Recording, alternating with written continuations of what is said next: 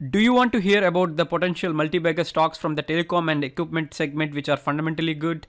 Do you also want to know which stocks get benefited from the recent production linked incentive scheme announced by the government to promote Make in India? Yes, my subscribers, I hear you and this video is for you. I am Dr. Krish. Welcome to our channel Krishdom Investor. Here you get timely, quality and unbiased opinion on the stocks and investment opportunities. Over the last decade, the Indian telecom industry had witnessed extensive growth in subscriber base up to 1.19 billion, resulting in India being the second largest telecommunications market. Year after year, India is meeting around 90% of its robust demand for telecom equipment through imports.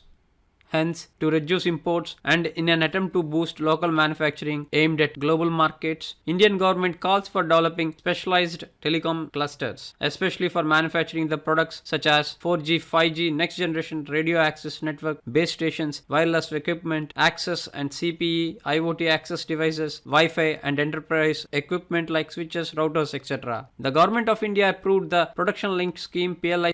This scheme proposes higher incentives for micro, small and medium enterprises (MSMEs). The government has proposed 1% higher incentive for MSMEs in the first 3 years for MSMEs, while the minimum investment threshold is set at just rupees 10 crore. For others, it is rupees 100 crore. Hence, to a certain extent, penny, small and mid cap may have higher returns in this segment. If we revisit the growth numbers, India telecom equipment market has grown at CAGR 10% over the last decade. The equipment like mobile handsets dominated the manufacturing at worth $19 billion. India wireless market has grown at CAGR 12.6%. Similarly, India broadband equipment market has grown at CAGR 10% with the manufacturing of IP and packet switching, backhaul and transmission and other broadband equipment. India telecom equipment excluding handsets grown at CAGR 11% with a global share of manufacturing reaching 8%. The PLI scheme for this sector is worth rupees 12,195 crore over 5 years in incentives, which could lead to enhanced production of more than rupees 2.4 lakh crore with exports of around rupees 2 lakh crore. The scheme will provide huge opportunities for the domestic players who are into telecom equipment business. Such schemes provide incremental benefits to the nation as well. The initial phase provides jobs, later stages help drive innovation and forex by increased exports. This production opportunity of rupees 2.4 trillion over 5 years is sizable, and most of the telecom equipment manufacturers may like to exploit this opportunity. Global companies like Samsung, Ericsson, LG, Nokia among others might be showing interest. But domestic companies like Dixon Technology, GTL Infra, ITI, Sterlite Tech, D-Link India, Tejas Network and Sham Telecom are expected to benefit. However, we have to invest in stocks which are fundamentally good and can deliver multi-bagger returns from their current market price. In view of the above, I present the top 5 stocks which can have a relatively higher positive impact on their ongoing business. Let's check stock number 1.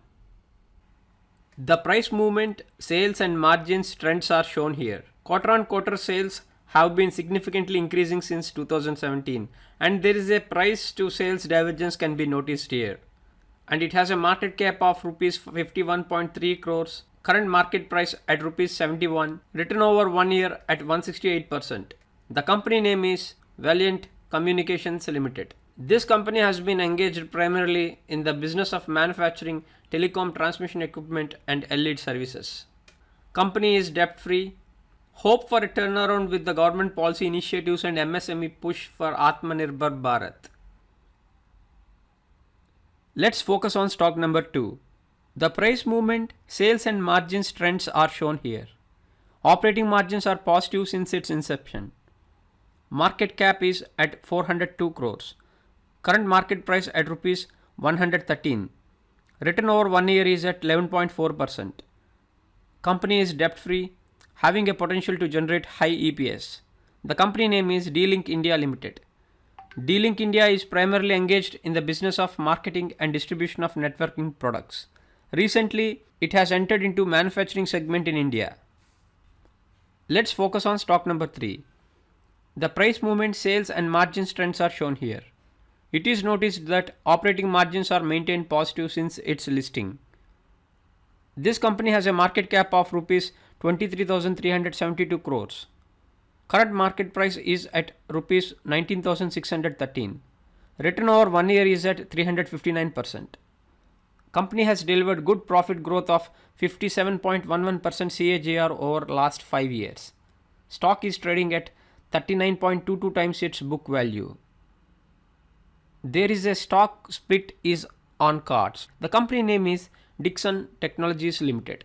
Dixon Technologies is primarily engaged in the manufacturing of electronics as its core business activity, which includes telecommunications as well.